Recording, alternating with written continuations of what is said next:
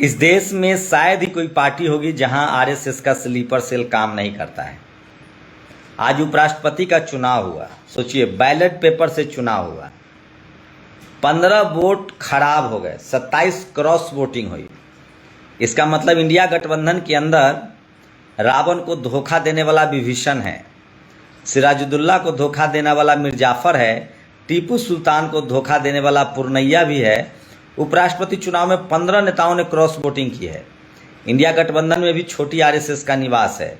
राहुल गांधी जब तक इंडिया गठबंधन और कांग्रेस पार्टी के अंदर से छोटी आरएसएस विचारधारा को निकाल कर फेंकते नहीं, वो देश के प्रधानमंत्री नहीं बन पाएंगे। सोचिए, एक तो पहली गलती हुई। एक तो मैं आपको खबर बता दूं कि बीजेपी के आरएसएस का उम्मीदवार ये उपराष्ट्रपति का चुनाव जीत गए हैं और उनको जो वोट मिला है वो मैं बता दूं 788 वोट है टोटल, जिसमें से 767 वोट पोल हुआ है, 752 वोट जो है वो पड़े हैं, 452 वोट पड़े हैं बीजेपी उम्मीदवार को, 300 वोट पड़े हैं इंडिया गठबंधन के उम्मीदवार को, रेड्डी साहब को, और 15 वोट कहा जा रहा है कि क्रॉस वोटिंग है। पहले तो इंडिया गठबंधन को सवर्ण मोह से निकलना पड़ेगा। अगर इंडिया गठबंधन ने दलित, पिछड़ा, किसान, आदिवासी या अल्पसंख्यक उम्मीदवार खड़ा किया होता उपराष्ट्रपति के लिए तो हालात और बेहतर होते। लेकिन अभी भी इंडिया गठबंधन को सवर्ण मोह, उनको राजनीति समझ में नहीं आ रही है। बीजेपी तमिलनाडु से ओबीसी कैंडिडेट देता है। बीजेपी उपराष्ट्रपति का कैंडिडेट पहले धनखड़ किसान समाज से थे, अब ओबीसी का कैंडिडेट है। लेकिन नहीं, कांग्रेस को और इंडिया गठबंधन को आरएसएस का ही स्लीपर सेल चाहिए। तो सोचिए, अब ये 15 लोग क्रॉस वोटिंग करने वाले कौन हैं, कैसे वोट खराब हो गया, ये बड़ा सवाल है। तो इसलिए कहा जाता है कि हर पार्टी में आरएसएस के स्लीपर सेल है, और स्लीपर सेल की पहचान बहुत आसान है। जो आरएसएस की जाती है वही स्लीपर सेल की जाती है। अगर इंडिया गठबंधन ने कोई दलित, पिछड़ा, किसान, आदिवासी, अल्पसंख्यक उम्मीदवार दिया होता तो आप मान के चलिए कि वो उम्मीदवार जीतता, तब बीजेपी की तरफ से क्रॉस वोटिंग होती बहुजन समाज का। वहीं नवीन पटनायक ने फिर से पल्ला झाड़ लिया। आखिर कौन बिल्ली के गले में घंटी बांधे। जगन मोहन रेड्डी ने भी वोट नहीं दिया, चंद्रबाबू नायडू ने भी वोट नहीं दिया, जो आंध्र से हैं। जगन मोहन रेड्डी ने भी वोट नहीं दिया। कहा जा रहा है कि टीआरएस ने भी वोट नहीं दिया। वहीं सोचिए, चंद्रशेखर आजाद, आखिर अपने अपने होते हैं। इस देश में बीजेपी से और आरएसएस से कौन लड़ रहा है? बहुजन समाज का नेता। हनुमान बेनीवाल ने इंडिया गठबंधन को वोट किया, चंद्रशेखर आजाद ने इंडिया गठबंधन को वोट किया, समर्थन किया। लेकिन कांग्रेस को पहचानना पड़ेगा। तो सबसे बड़ी जो गलती हुई है इसमें चुनाव में, एक तो उनको कि दलित, पिछड़ा उम्मीदवार देना चाहिए था, उससे हालात बदल जाते। अगर हिंदी पट्टी का कोई दलित, पिछड़ा, आदिवासी, अल्पसंख्यक उम्मीदवार होता तो मिरेकल हो सकता था। अगर एससी समाज का होता, एसटी उम्मीदवार होते, एससी समाज का उम्मीदवार होते, ओबीसी उम्मीदवार होते, तो एक दबाव बनता और बीजेपी में से जो एससी, एसटी, ओबीसी के लोग हैं वो क्रॉस वोटिंग करते। सोचिए, लेकिन नहीं, कांग्रेस का पता नहीं। कांग्रेस का यही जो तरीका है ना, विधानसभा, लोकसभा भेजना होगा तो सचिन तेंदुलकर, भारत रत्न देना होगा तो सचिन तेंदुलकर। अब सचिन तेंदुलकर किसके लिए बैटिंग कर रहे हैं? रेखा किसके लिए बैटिंग कर रहे हैं? आप सोचिए। अखिलेश जी को राज्यसभा भेजना होगा तो अमिताभ बच्चन की पत्नी जया बहादुरी किसके लिए बैटिंग कर रही हैं? अमिताभ बच्चन किसके लिए बैटिंग कर रहे हैं? कपिल सिब्बल। तो ये बड़ी चूक होती है। और जो बीजेपी जो डाइवर्स दिखती है ना, वो भले आरएसएस के लोग हों, लेकिन वो एससी, एसटी, ओबीसी क्लेम करती है। और यही राहुल गांधी से चूक होती है। अभी भी राहुल गांधी के मन में 50-50 है। वो मंचों पर तो एससी, एसटी, ओबीसी की बात करते हैं, जहां एससी, एसटी, ओबीसी का मंच हो, संविधान सुरक्षा सम्मेलन हो, लेकिन लीडरशिप देने की बात हो, जब कोई पद देने की बात हो, तो वहां बड़ी प्रॉब्लम हो जाती है। और ये कांग्रेस के जो दलित, पिछड़े नेता है वो भी इस बात को कहते हैं। खैर, आगे बढ़ते हैं। आज चुनाव आयोग पर भी लोग मजे ले रहे हैं। देखिए, अपना चुनाव तो ये लोग उपराष्ट्रपति का चुनाव बैलेट पेपर से करते हैं। तो सवाल है कि प्रधानमंत्री का चुनाव बैलेट पेपर से क्यों ना हो? जब खुद बैलेट पेपर से वोट डाल रहे हैं तो देश की जनता ईवीएम से क्यों वोट डाल रही है? नेहा राठौर ने यह सवाल पूछा है। ये तमाम जो सोशल मीडिया पर खबरें हैं। और आज बिहार में बेरोजगार छात्रों पर लाठीचार्ज हुई। जब भारत का प्रधानमंत्री देश के उपराष्ट्रपति को बैलेट पेपर से चुन रहा है, तो फिर भारत का प्रधानमंत्री बैलेट पेपर से क्यों नहीं चुना जाना चाहिए? बताओ, चोर आयोग। चुनाव आयोग से लोग सवाल पूछ रहे हैं कि जब उपराष्ट्रपति का चुनाव बैलेट पेपर से है, तो फिर प्रधानमंत्री का चुनाव, मुख्यमंत्री का चुनाव ईवीएम से क्यों? बैलेट पेपर से कराइए। उपराष्ट्रपति और राष्ट्रपति चुना होगा तो बैलेट पेपर से चुना होगा, और अगर प्रधानमंत्री चुना होगा तो ईवीएम से होगा। ये बड़ा सबसे ज्यादा आज यही जो है सवाल सोशल मीडिया पर गूंज रहा है। और इंडिया गठबंधन में छोटी आरएसएस का आरोप गंभीर है, लेकिन इससे सिर्फ विभाजन और असमंजस बढ़ेगा।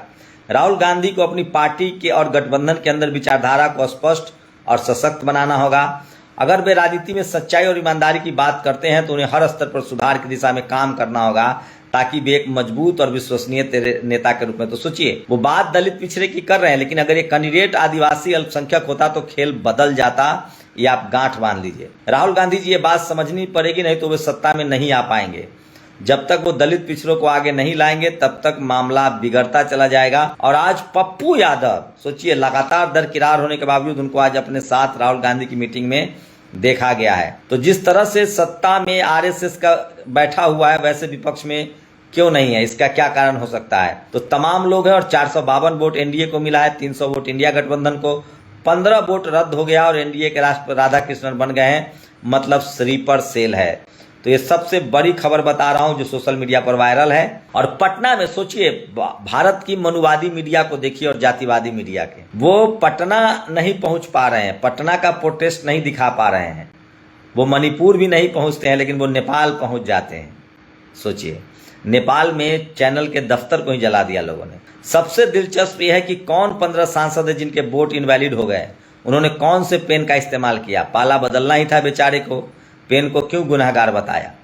और मीना का शुद्धिकरण, राजस्थान में जब से बीजेपी की सरकार बनी है, एक मीना समुदाय के अधिकारी के हटने के बाद ऑफिस का शुद्धिकरण किया गया है। और मोदी जी ने अपने चुनाव में उपराष्ट्रपति के लिए वोट बैलेट से डाला और बाकी जगह वो ईवीएम का इस्तेमाल क्यों करते हैं? और करनी सेना परशुराम सेवा संगठन ने ओबीसी आरक्षण का मध्य प्रदेश में विरोध किया है। करनी सेना कौन लोग चलाते हैं और परशुराम संगठन आप जान लीजिए। और बिहार में अपना हक मांगने पर नीतीश सरकार द्वारा छात्र नेता दिलीप कुमार को गिरफ्तार किया गया है। ये सबसे बड़ी खबर है। सोचिए, भाजपा का बंगाल का एक नेता कह रहा है कि हम नेपाल जैसे हालात कर देंगे बंगाल में, मतलब लोकतंत्र के खिलाफ बोल रहा है। तो ये आज की सबसे बड़ी खबर थी। आप लोग बताइए कि क्या गड़बड़ी नहीं हुई है? क्या कोई दलित पिछड़ा कैंडिडेट होता इंडिया गठबंधन का तो हालात अलग होते। कब तक ये लोग समझेंगे, देखने वाली बात है। 15 वोट अमान्य उपराष्ट्रपति के चुनाव में इंडिया गठबंधन ने कहा था उसके पास 315 थे और पूरे आए। अब गिनती में कहा उसे 300 वोट ही मिले, मतलब 15 जो अमान्य हुए वो सारे इंडिया गठबंधन के।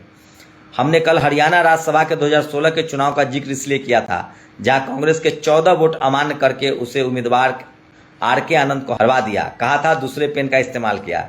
यहाँ भी वही पेन था स्पेशल।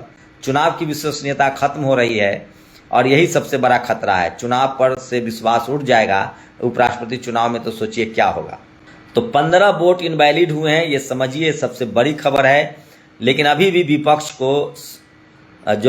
का जो आरएसएस प्रेम है कांग्रेस का या तमाम विपक्षी दलों का, वो साफ नहीं हो रहा है। मैं दावे के साथ कह रहा हूं कि अगर उम्मीदवार, ये चंद्रशेखर आजाद का है जो उन्होंने वोट दिया था, उन्होंने इंडिया गठबंधन के उम्मीदवार से भी मुलाकात की थी और कहा था कि हम आपका समर्थन करेंगे। और ये सबसे बड़ी खबर है जो सोशल मीडिया पर वायरल है।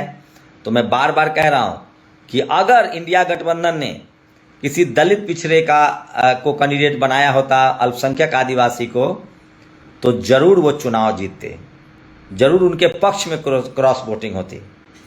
लेकिन सोचिए, इन तमाम विपक्षी दलों में वो कौन 15 लोग हैं। हर पार्टी में इसलिए कहा जाता है कि स्लीपर सेल। और आज लोग चुनाव आयोग का मजाक उड़ा रहे हैं। चुनाव आयोग ने कहा था कि हम बहन बेटियों की तस्वीर सीसीटीवी फुटेज वोट डालते हुए नहीं दे सकते हैं।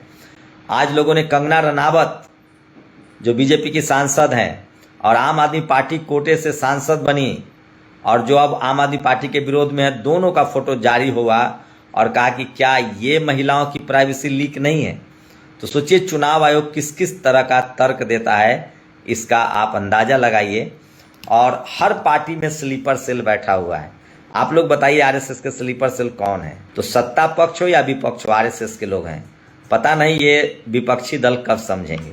क्या इस चुनाव में अगर कोई गैर सवर्ण उम्मीदवार होता इंडिया गठबंधन का, खासकर हिंदी पट्टी से कोई दलित पिछड़े, किसान, आदिवासी, अल्पसंख्यक, तो खेला नहीं बदल जाता? अपनी प्रतिक्रिया जरूर दीजिए। शुक्रिया। नेशनल दस्तक की आपसे गुजारिश है कि अगर इसको बचाना चाहते हैं तो नेशनल दस्तक को सब्सक्राइब करने के लिए रेड कलर के सब्सक्राइब बटन को दबाएं, फिर बेल आइकन की घंटी दबाएं। नेशनल दस्तक को बचाने के लिए बहुत जरूरी है कि हर खबर को शेयर करें, लाइक करें, कमेंट जरूर करें।